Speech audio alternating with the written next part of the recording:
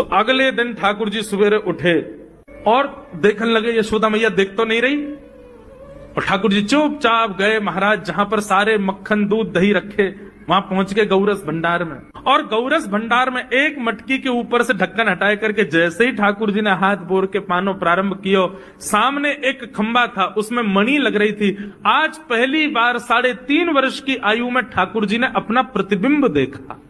ठाकुर जी ने जैसे ही प्रतिबिंब में अपने रूप को देखा, अपने रूप को देख करके ठाकुर जी बोले, हो तू भी आयो यहां चोरी करवे? अपने आप से बात कर रहे हैं ठाकुर जी।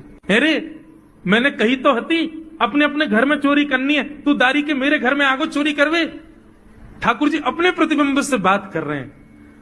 अब गौरस भंडार में ठाकुर जी की आवाज गूंज रही थी और वो गूंजते हुए रसोई घर में जा रही थी। रसोई में मैया ने सुनी, बोले ये लाला कहां से बोल लो है? उठ गयो कन्हैया, मुझको पतो भी ना चली, नूपुरन की आवाज ना आई। मैया दौड़ करके गई तो देखा ढूंढते ढूंढते गौरस भंडार में ठाकुर जी अपने प्रतिबिंब से बात कर रहे हैं। कितनी सुंदर झांकी है ठाकुर जी की। ठाकुर जी मक्खन पा रहे हैं। बोले अच्छा अब आ तो गयो है यहाँ पे, लेकिन सुन चुपचाप चोरी करके भाग जाइयो, मेरी मैया बहुत मारेगी तो को। बाकू यदि पतो चल गई तू चोरी कर रहा है तो को उखलते बांध देगी, मेरी मैया बहुत मारेगी। चुपचाप चोरी कर और निकल ले यहाँ से। ठाकुर जी चोरी की बात कर रहे थे, यशोदा मैया ने पीछे से सुनी, लाला ओ कन्हैया। ठाकुर जी घबरा गए, मैया कैसे आ गई? हाँ मैया, कौन से बात कर रहे हो तू?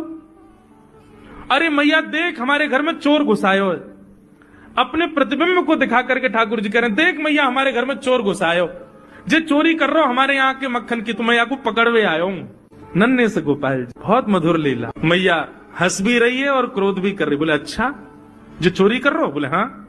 चल याकू तो मैं पकड़ लूंगी, लेकिन जे बता तेरे हाथ में मक्खन कैसे लगो? तू तो याकू पकड़वे आयो ना। अब मैया याकी मैं कहा बताऊं, तेने मेरे हाथ में पद्म राग के ऐसे ऐसे बढ़िया कंगन पहना रखे हैं, कड़ूला पहना रखे हैं सोने के। जब मैं धूप में निकलूं ना तो धूप की किरण से मुंह को बहुत जलन है जाए हाथ में।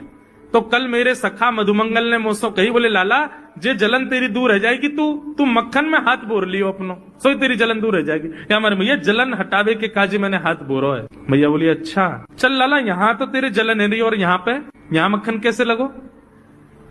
ठाकुर जी बोले मैया मैं अपनी जलन दूर कर रहा हूं। इतने में जन कहां तक मक्खी आके मेरे मुंह पे बैठ गई। बाकू उड़ावे के काज मैंने जैसे मुंह पे हाथ किया सो मक्खन मेरे मुंह पे लग गो। मैया बोली लाला तू चोरी भी करन लगो और अब झूठ भी बोलन लगो मुझसे। ठाकुर जी ने ग्वाल वालों से कहा भैया मिशन फेल हो गया, घर में तो चोरी नहीं कर पाए हम।